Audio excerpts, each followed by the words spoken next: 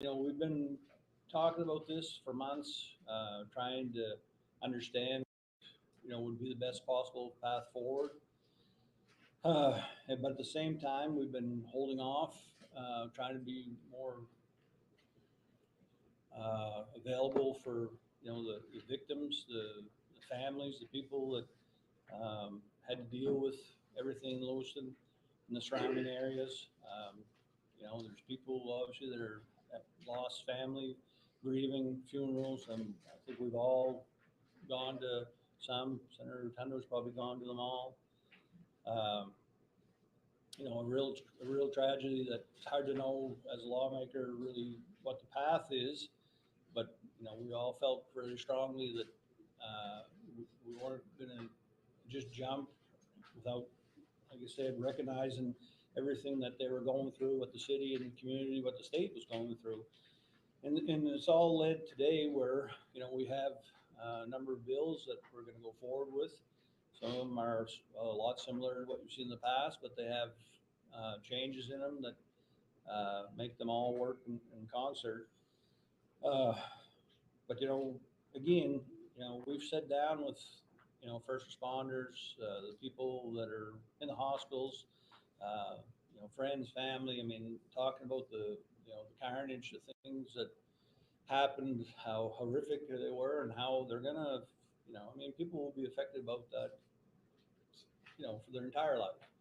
Uh, many people, and I think also for those of us that wasn't real close to it, I think we're all going to be affected about it because now it's happened in Maine, and anywhere you are, there's something in the back of your head that would make you concerned that could happen where you are. I mean, because now we have, unfortunately, a real tragedy that did happen. But that being said, in Maine, I'm a sportsman. I'm a member of the Sportsmen's Alliance of Maine. I've been endorsed by the NRA in the past. I've been a member there. I mean, I think the idea is that many of us across the state, regardless of political affiliation, are sportsmen. And the reason why we thought we had a good, and I still think we, for the most part, have a good culture, is that our, friends and parents, taught us the way to be respectful with firearms. I mean, I honestly think back many things, times that, my father took me partridge hunting, and we take one of my friends, or his dad and my dad, and those were good times. I mean, they are what makes us Mainers, and what I love about the state and the community that I serve in. But at the same time, there is a way. There has to be a way for level-headed people to come together and figure out a way that could possibly stop or make it harder for anything like this to happen again. And I think if you're a sportsman, someone that believes in sportsmen, believes in owning firearms, I would think you would want that too. That you would want people to come together and make sure that tragedies like this didn't happen just because of the pain and suffering, but in addition, so that you wouldn't lose your firearms or your ability to use your firearms. And so I'm really hoping that that is the case, that we can get people to be reasonable about this. I mean, people talk about lawmakers wanting to take their guns. And, I've been the Senate president now 5 years, going on 6. I mean, we have not tried to take people's guns ever. That has been an argument that unfortunately people have used politically throughout time, and that's okay. We're not trying to take reasonable, safe, responsible gun owners' guns today either. But we did have something that is horrific that any of us across the state, if it happened in our community, would be feeling the same way, that, there's got to be something that can be done to help, our family, our friends, our constituents. And, we don't have all the information from the independent, group that the governor put together. We're certainly very um, interested in hearing more about that. But I do think we have, come up with, some common sense things that we can put forward to have a broad discussion about this and actually try and get people around the table. Oh, wow, just please. I was just now getting down, so. Yeah. Let's scoot, can you very Yeah. carefully scoot this forward? I promise to not try to break anyone's mic.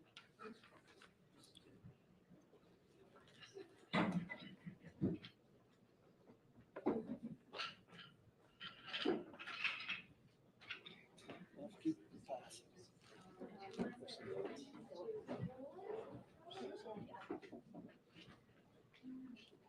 We have another chair for the majority leader?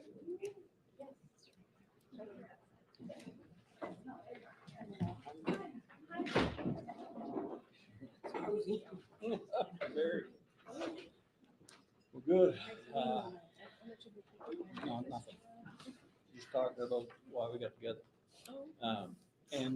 So anyways, to finish that up, obviously, which is awesome that the House was able to end their session and get down here, because this has been a collaborative effort with all of us. Obviously, Representative Cloutier's community too, that she's had to deal with. But again, we're at the point where we've thought about these bills a lot. We've thought about how they can apply to the state of Maine. Not a benefits to any of his businesses, and no one has laid a glove. It's a main issue that needs to be resolved, and that's what we're going forward with in the coming weeks. We certainly look forward to the collaboration of everybody in this building to try and come up with the best possible legislation. Again, the number one goal here is to try and find a way to make it more safe for the people of the state of Maine, make sure that nothing like this can happen, or at least lessen the possibility of it happening. And that is our goal, and that's why we're here today. Speaker. Thank you, Senator Jackson. I too want to just say, first of all, thank you to all the members of the press that are here today. We know that you have deadlines, and we appreciate the fact that you understand legislative time. Apologies for not being here right at 12:30, but it was really important to the leaders in the House to make sure we referenced a very critical bill, and we're really ready to start working on it. I do want to say also, not only to the people of Lewiston, but to those who lose their lives due to gun violence, suicide, domestic violence, that we really are keeping your spirit alive as we move through the next couple of weeks in examining these bills. We're really proud of the work that we have done as a team collectively, and thinking about and hearing, most importantly, we are putting forth this legislation because we've heard from the people of Maine. In every corner of this state, we have heard from people who want us to take these actions. And we're all very, very proud of it. I will say at the outset that the lens in which we have been using to craft this legislation has really been through a public health lens. Violence is a public health crisis. And we believe that this package of bills addresses that, the public health, the public safety crisis, and then certainly to make sure that each and every Mainer is safe and can be free to live their best lives. So I will just start, if that's okay. You want? I do want to make one thing clear, that ultimately this debate is really, it isn't a choice between reducing violence and protecting the Second Amendment rights of Mainers. It is about the willingness of a responsible majority to do both. So we have a suite of bills, again, that I sincerely believe will protect Mainers and reduce the risk of gun-related incidents. We'll start with legislation LD 2237, an act to strengthen public safety, health, and well-being by expanding services and coordinating violence prevention resources. There are copies available in the back of the room, and the full language is posted online. I just want to say at the outset that I am so pleased that every single member of the House Democratic Caucus, along with our two independent members, co-sponsored this bill. Every single member. We'll be having a public hearing on Monday, so you will be able to see the broad support we have and learn about the process that brought us to this really critical moment. The legislation is a result of careful consideration after recent events and input from, as I said, constituents, elected officials, first responders, local and federal government, gun safety advocates, gun owners, sportsmen, hunters, and public health experts. This is a broad group of folks who've come together for this legislation. So to walk you through it, this LD contains a number of different components of it. One, I'll start with our mobile health crisis, and this is the order in which the bill was written. Mobile health crisis units, this legislation proposes an increase in the capacity and statewide reach of mobile crisis mental health units. Mobile health crisis units provide a rapid response to mental health emergencies, offering immediate assistance to individuals in crisis. By increasing these units, it ensures that individuals receive timely care, it reduces the risk of escalation, and promotes better mental health outcomes. The burden on emergency services, such as police and emergency rooms, are relieved through this action. This ensures that emergency resources are used more effectively and that individuals in crisis receive the appropriate care. So the first thing we do is expand mental health crisis units. Second thing we are doing is to enable mobile health crisis systems to connect to 911 emergency dispatch. We really believe strongly that you should be able to call 911 with a crisis, a mental health crisis. So this legislation proposes to strengthen the impact of this service via the inclusion in 911 dispatch system. It will direct the Department of Health and Human Services to form the dispatch work group to determine an implementation plan to connect mental health crisis services with 911 dispatch services. The third thing we do is to increase the number of receiving centers across the state.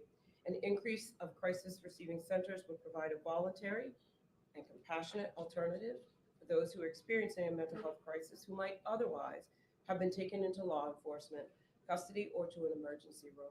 This proposal would recommend the development of 6 centers located around the state. This bill establishes a Maine Office of Violence Prevention. The proposal calls for the establishment of this office within DHHS.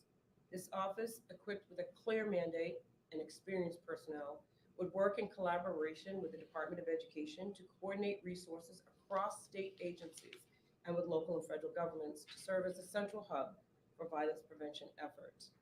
Currently, there is no office charged with the responsibility of addressing violence in all of its forms through a public health lens in our state. We really believe it is critical to invest in an office that will look at suicide prevention, domestic violence, and violence that is caused in other ways, with a focus on gun violence. We will bolster medication management services. Successful medication management is the foundation for thousands in order to live their lives successfully in our communities. The purpose of medication management is to find the most appropriate medications, dosage, and treatment plan that best meets the individual's needs and goals. It empowers them to actively participate in their own treatment and make informed decisions about their mental health. So currently, there's about a 6 to 18 month wait for individual visits for these services. This one-time investment with a strong federal match will allow providers to increase overtime, provide work and sign-on bonuses, hire temporary and per diem help, and access telehealth providers on a contract basis for rural, underserved areas and for those on the waiting list. The next thing this bill does is it involves firearm retailers and range owners in suicide prevention. It's known as the Gun Shop Project. Gun Shop projects build local partnerships, infrastructure between public, mental, and community health services and firearm businesses. This approach uses trusted messengers in the firearm community to educate firearm business owners, managers, and employees on the increased risk of death by suicide among firearm owners due to their access to firearms when in crisis. This initiative, and I will say that the Gun Shop Project started in the state of New Hampshire, and there are now over 20 across the United States. It would direct DHHS to develop a gun shop project or similar model to provide voluntary training. This is voluntary training program to help prevent suicides by providing retailers, instructors, and customers of all experience levels with firearms suicide prevention educational materials. It is one way that gun shop owners are able to participate in the reduction of suicides. Notification of statewide alerts is the next component of the bill, and this legislation would direct the Commissioner of Public Safety to create and implement a statewide system to alert the public when there is an active shooter situation, which will ensure that all Mainers, and in particular members of our deaf community and hard of hearing, they will be informed in real time about the dangerous situation and threat to public safety in their area of the state.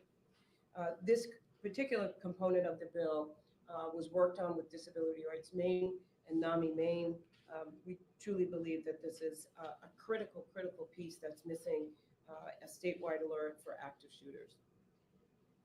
So we have the opportunity to get this done this session. I truly believe, and while nothing will erase the tragedy that happened in Lewiston or bring back the countless Mainers who have been taken from us as a result of gun violence, we must look ahead, we must act, and we must make meaningful change. That is what we're here to do. You'll be able to hear more about some of the other work we're doing, and I'd like to hand that off to my colleague, Senator Ann Carney. Thank you, Speaker. Good afternoon, everyone. I'm Ann Carney. I represent Senate District 29. That's South Portland, Cape Elizabeth, and some of Scarborough. I also serve as the Senate Chair of the Judiciary Committee, and I'm here to speak about LD 2086. This is a bill entitled An Act to Amend the Law Governing Disposition of Forfeited Firearms. The bill was actually proposed before the mass shooting in Lewiston, and as originally proposed, the bill requires destruction of a firearm that's been used in a crime and has been ordered by a court to be forfeited. This legislation, as originally proposed, would make our state law consistent with federal policy, which prohibits forfeited firearms from being resold, out of concern that they would be resold and reused in other crimes. The sponsor's amendment, which is being distributed this afternoon to the interested parties list, and I believe there are copies on the table for you. It won't show up on the website for the bill yet because that only happens after the committee votes on an amendment. But anyway, the sponsor's amendment would update Maine's definition of machine gun to align state law with the federal definition of machine gun. So federal regulations, and possession and transfer of a machine gun has not been allowed federally since 1986. So federal regulations state that machine gun in federal law includes devices that allow a semi-automatic weapon to shoot as though it were a machine gun. That is when with one depression of the trigger, you can shoot multiple rounds of ammunition. It was adopted during the Trump administration after the significant mass shooting in Las Vegas. The amendment takes a functional approach that is similar to Senator King's Go Safe legislation.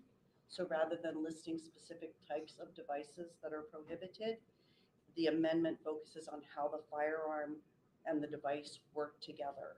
So when the firearm and device materially increase the rate of fire of a semi-automatic weapon by eliminating the need for the operator to make a separate movement for each individual operation of the trigger, that would be considered a machine gun and subject to the state and federal prohibition. And the amendment is being sent to interested parties this afternoon, as I mentioned. 15 states have restricted rapid fire devices. They've used the features approach rather than the functional approach. Colorado, Illinois, and Nevada have all chosen a different path and have adopted the functional approach that is proposed in this amendment. Their language is a little different than ours, but it's a very similar conceptual framework. The benefit of this additional amendment to LD 2086 is that Maine law enforcement agencies can keep these most dangerous of weapons out of our communities, and they can keep them out of our communities before Mainers are harmed. Currently, we rely on limited federal resources and an out-of-state enforcement office. The nearest ATF office is in Boston. And so this legislation would make our state safer because Maine law enforcement agencies would have jurisdiction to act, and we wouldn't be relying on enforcement agencies far from our state. So that's a summary of LD 2086. Thank you.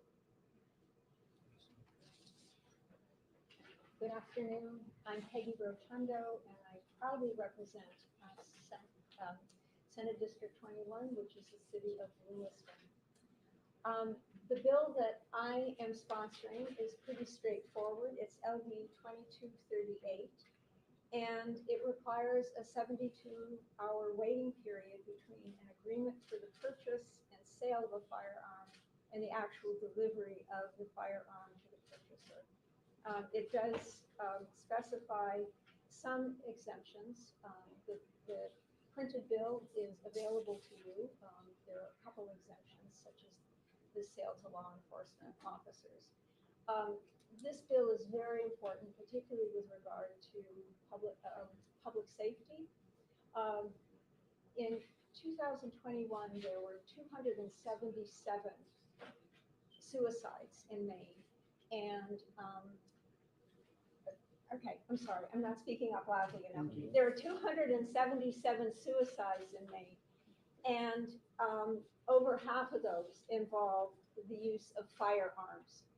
So the statistics speak for themselves in terms of the importance of a 72-hour wait period and a cooling off period between the time that someone purchases a gun and when they actually have that gun delivered to them. I want to say that I come from a community with broken hearts and shattered lives. I come from a community where many people are still afraid to go out in public. I come from a community where there are families that worry when their children go off to school and wonder if those children will come home safely at night.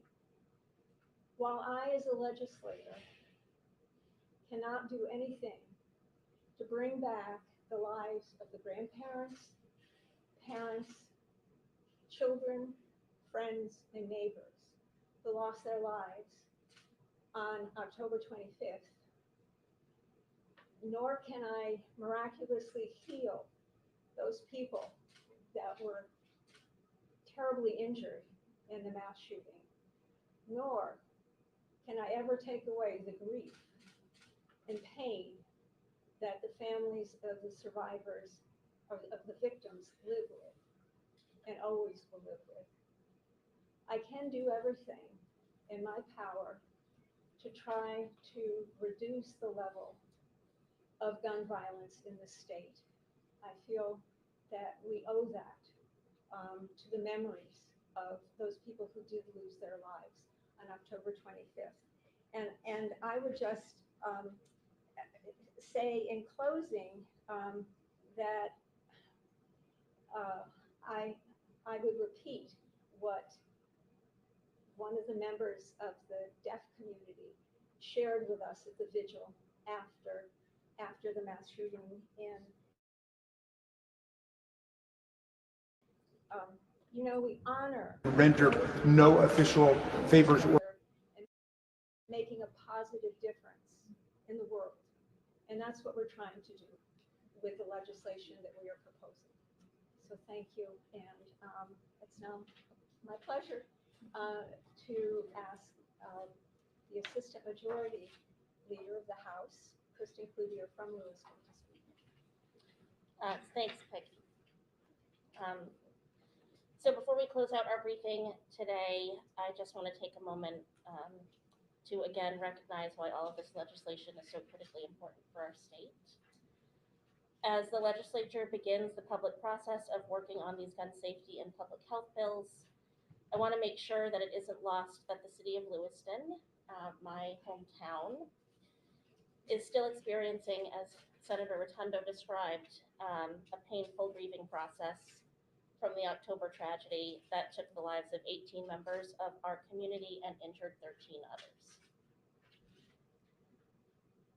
Our entire community is still grappling with emotional wounds that are far from healing, and this trauma is something that we will be dealing with for a long time into the future.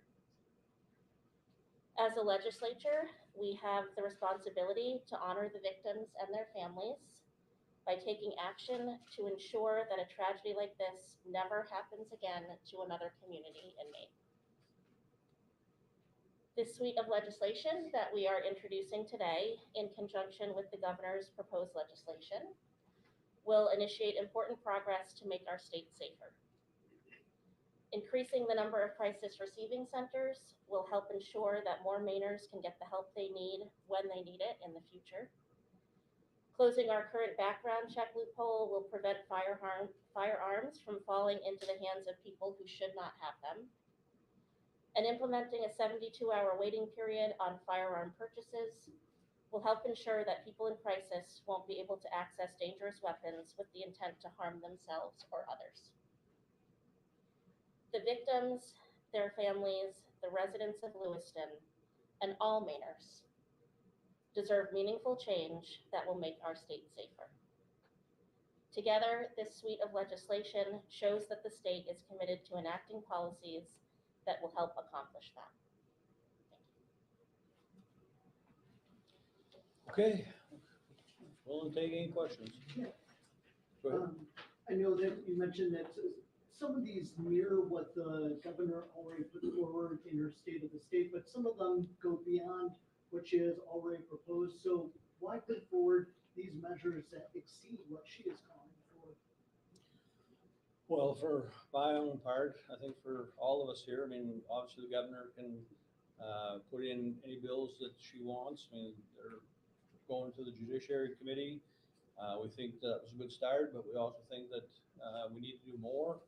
And that's why we ended up putting more legislation in to try and be more expansive on what we saw as a real problem. Like I said, I'm very happy that the governor went forward with what she did.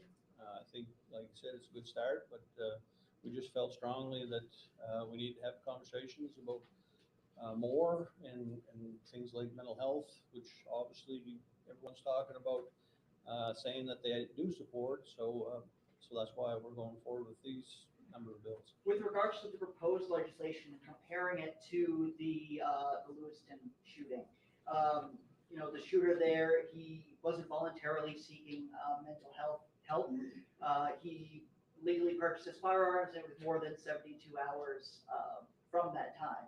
How do you feel like this legislation will maybe help, or would it have helped in the case of the Lewiston shooting? I'll answer that question. I think the legislation that we're all presenting and working together on here today does address what gaps that were revealed by Lewiston. We can't look at just backwards at what the gaps in that particular situation are. We need to look forward. We have a lot of data about what happens in other states and also about what the risks are here in Maine with regard to death by suicide and domestic violence homicide. And so we're trying to look at all sources of firearm-related violence. Excuse me. And as the speaker said, it is a public health issue, and we're looking at it through the lens of public health and violence prevention. Just to piggyback on that too, I think Senator Carney hit it. We are obviously very interested in what the independent commission comes up with. That's why we all agreed to do the subpoena effort. But to your point, Corey, I do think that there was a breakdown. When Mr. Card's family reached out, it seemed like they got caught up in the system, and I think that'll be something that the Judiciary Committee will try and look at and hopefully rectify, because I definitely think there's places across the state that family members are definitely going to know better than anyone else and should have the opportunity to make that call also. I know the governor has expressed some concern in the past about certain measures going too far, something that she has even referenced during the State of the State address. Are you worried that she might think that any of these proposals may be too far or too drastic? I would just say that this is not a competition with the governor. And I think we really want to make sure that you understand that this is a collaboration with the governor. And many of the proposed pieces within the House bill just bolster current services that we know need further investment. And so I think as we move forward to understand that we have a public health lens on this, we believe that by funding these bills, we will make one of the greatest investments that we've had been able to make in the last couple of years. But we are really strengthening services that each and every Mainer should have access to. And so this is definitely not outside of what we believe that the governor also strongly believes in. And we will continue to work with the governor as we move forward. What, Yeah. sorry. Are you expecting a lot of Oh, oh. Republican support on this, especially on the mental health side of things? Yeah, we're gonna come back to that. Yeah, I just wanted to add on the concern about whether legislation goes too far. This is just the very beginning of the process. All of these bills will have public hearings. We'll hear from members of the public, the medical community, many diverse voices. And I think that that's how we test, how far the bills should go and what specific policies are right for our state. And so, this is the beginning of a process, and we can't answer that question until we come through the process.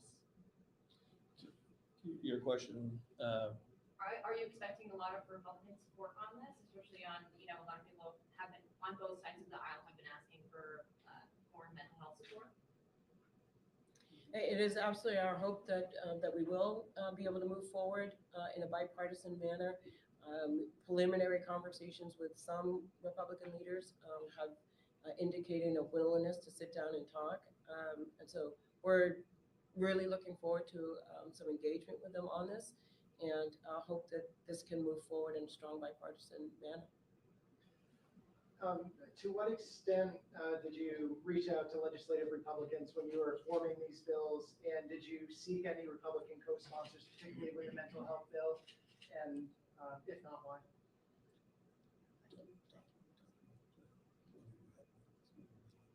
Yeah, the Senate President was recalling that almost soon after the tragedy in Lewiston, the four caucus leaders had a scheduled meeting to discuss what was really being felt in every corner of the state of Maine. This was not just isolated to one region. Mainers all across the state were really in quite a bit of pain and felt the need to come together. I mean, it was remarkable in that all Mainers came together in those moments. And we did meet, the President of the Senate and I did meet with the minority leaders in the House and the Senate to discuss an approach to how we would move forward, knowing that the best way for Mainers to heal, to understand what has gone on and to take action is when we all come together. And that is exactly what we intend to do, is to reach out to our Republican colleagues, engage them in this work, and hope that they will support what we believe is in the best interest of all Mainers. okay. Yeah, and I would just like to add that I did ask a Republican colleague to sponsor 2086, and that colleague acknowledged the importance of the underlying policy, but also was reluctant to sign on as a co-sponsor. And I think that, to me, it's fair that somebody would take a wait and see attitude and engage in the process. And so I'm not discouraged at all, and I feel confident that as we work through these bills in a really fair way, we'll get some broad-based support. Senator, is your original bill still going to try to require forfeited firearms to be destroyed when given? Yes. So it's the original bill plus the sponsors And then amendment. could you, again, just to clarify the amendment a little more, it's taking this functional approach. So is that similar to the rapid fire modification then by Yes. changing the definitions? It is similar. It says that when a semi-automatic weapon is equipped with a device or is internally modified so that it functions as though it's a machine gun, then it would meet the definition of a machine Can you gun. talk why you think that approach is, I know bump stocks have come up in the past in the legislature and not gone forward, but why do you think It's part of a general reframing of how we define things in this area that's happening throughout the country and federally. But I think that the advantage of looking at the function is that it's really the functionality of the firearm, the way a machine gun works, that makes it such a danger to people and to public health. And so it makes more sense to look at the function. And sometimes if you're just looking at a device and you're using the name of a device, that could change over time. But the functionality that is the concern for the policy focus, that's what stays the same. What impacts, if any, would that proposal have on the AR style rifle that Card used, or that I guess people are increasingly using for hunting in the state? I mean, would that fall under that, or would those have to be modified in a way to shoot on at? They would have to be modified to meet the definition in the proposed amendment. I'm just confused, Senator, because your bill's called amendment to act the law governing the disposition of forfeited firearms. So there's all this language, including the bump stock ban regarding machine guns and semi-automatic. But you're not talking about the sale of those, are you? Or are you just talking about weapons that happen to be confiscated that are like that in the course of investigating crimes? This is not an assault weapons ban on the sale of assault weapons in the state of Maine, correct? Yeah, so the title is a little out of sync because our titles match the original bill. And so we have the original bill, which would apply when there's a court order that requires forfeiture of a firearm. Currently, under our laws, if a forfeited firearm was used in a homicide, then it has to be destroyed, but it doesn't apply to other types of crimes for which guns are forfeited. So this would just broaden that to all crimes where there's an order of forfeiture. Over time, as the bill is worked, the title could be amended to reflect both components. Okay, so I guess to me, the elephant in the room is why aren't any of you proposing an assault weapons ban in the state of Maine? Card bought his gun on July 6th, 2 weeks before he was institutionalized involuntarily, would have been a prohibited person later if the Army got that information with the FBI, but he wasn't. Every mass shooting from Newtown to Uvalde, all of them since Columbine have been with AR-15 style weapons. That would seem to be responsive to what happened in Lewiston. Why is that not on the table? Yeah. Or magazine limits, I think, in that same context. High capacity magazines, which even Senator Collins and Senator King, you referenced Senator King earlier, are now for, having never been for that before. So I mean, like I said originally, we're not taking people's guns away. The idea was to get people the help or make sure those people don't get the weapons beforehand. Now, again, I think in Card's case, there was a breakdown in the law when the family was trying to say, hey, you know, our relative, our family member is in trouble here, and nothing happened. Well, not enough happened to make sure that his weapons were taken away. I mean, when we say we don't want to take people's weapons away, but we want to make sure that people that shouldn't have them don't get them or have them taken away. I think that's the focus. I mean, the speaker's bill is all about funding for mental health to try and do that. The bill that the governor put in, background checks, you know, a broadening of yellow or extreme risk. I mean, that's all designed to try and find a way to not have people you know, do these things or get the help they deserve.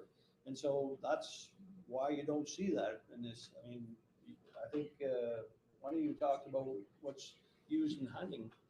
Well, what's used in hunting, you can have an AR-15, but it's only 5 shots. You know, but you can have that gun as long as it's not for hunting. And I mean, I'm just going to leave it there. I think that's a lot more challenging. I think we don't get buy-in from all of our colleagues. I think if we can do these bills, we have a lot better chance to help people that are in crisis. And I would rather that we worked on something that we can work on together to make a real difference, as opposed to getting out here and being extremely political on an issue that is probably not going to happen. I'd like this one more. You revived the 72-hour background check bill. That did not pass last year. Excuse me, waiting period bill after background check. Thank you. That did not pass last year. Why do you think it'll pass this year? And connected to that, you've omitted the universal background check. The governor's proposed the private sale piece, but you seem to have omitted the gun show loophole piece. Why? And before you guys answer, I just want to flag that it's 2 p.m. and I know that after this question, Senator Carney and written underneath me and AFA. So I think this will be the last question, but I just want to flag that as the time in the back. I can talk first about the background check. So that is proposed in the governor's legislation. As I said about all of the legislation that we've talked about this morning, this afternoon, this is the beginning of the process, and all of those bills will be worked in committee and be subject to comment and critique by anyone who chooses to testify before the committee. And so those issues are present before the legislature, and they'll be worked like every other piece of legislation. Can you just address the extreme risk protection order? There's been a call for overhauling the yellow flag law. Currently that's not used anymore. We don't want to use it. But is there any appetite for doing that, going to red, what would be constituted as a red flag in 20 other states? So that issue is also squarely before the legislature and the governor's bill, and like all of the legislation, it will be subject to the same legislative process of commentary and review by, we hope by a lot of people with a lot of different perspectives, so that we can really understand. Sorry. I think Representative Dudera wants to say something. Hi, everybody. Vicki Dudera, represent House District 41, the town of Camden and Rockport. Before we ended, I just wanted to add that there is a fifth bill that came about that was put in before the shootings at Lewiston. That's again a suicide prevention bill, and that is LD 2119. And that is people who are in crisis would have the ability to add themselves to the federal do not sell list. So it's a suicide prevention bill. We're also going to be amending it and adding another portion, which was suggested to me by a Republican colleague, which would allow gun shop owners to voluntarily store people's firearms if they are in crisis. So I think what you're hearing today is that gun violence is such a complex issue. We can't solve all of it with any one bill. What we're doing here with the suite of bills is really trying to look at all the different aspects of it and work on that to make it a safer place. Steve, can I come back though? I disagree. I'll call it yellow flag up. There was a lot of people in this building that went out on a limb, worked really hard on yellow flag, and it wasn't an expansion at that time, which was challenging. I don't think we throw that away. I just think that there was, a problem that happened that wasn't captured in the yellow flag as well as it should have been, and that's why I think the Judiciary Committee should look at a way to try and make it better. Call it whatever you want. I'll call it yellow flag. You can call it red or whatever, but let's just make sure it does the right thing for people. And it's also been used quite a few times Yeah, since exactly. the tragedy in Lewiston. So, Yeah. yeah. So I guess the question is though, what the governor's proposal doesn't change the steps in the current yellow flag law. It gives some latitude for law enforcement to take somebody to protective custody. What I'm asking though is why not remove some of those steps to confiscate weapons, like the other 20 states that have red flag laws? I think this goes back to Senator Carney's point that we're at the beginning of the process, and that's certainly something that can get worked out in the committee. No one answered the 72-hour waiting period question, but everyone wants to answer why you think that'll pass this year when it didn't pass last year. Obviously, it is also, you're all talking about suicide prevention, and I recall 90% of gun deaths in Maine are actually suicides, not homicides. So why do you have the votes this year? I think what happened in Yeah. Lewiston was a wake-up call for people. And we can't guarantee that it will pass, but it was worth bringing back because of the tragedy and the fact that some people are seeing gun violence in a slightly different light now as a result. For the Lewiston numbers, I was going to ask both of you, but some advocates might think, well, will we see more next year? Like you're saying, obviously this is the first step, but is there more to do next session and beyond so that we don't have to wait for the next mass shooting to have this urgency? So either of you. I think we always have more work to do, right? And I think it's hard for us to say today what that work will be, given that we're just in the beginning phases of this process. Right, we're beginning. We want to get this done first. And then we'll see where we are. Great. Thank you. Thank you, everybody. Thank you. Yeah, absolutely. Thank you, Senator.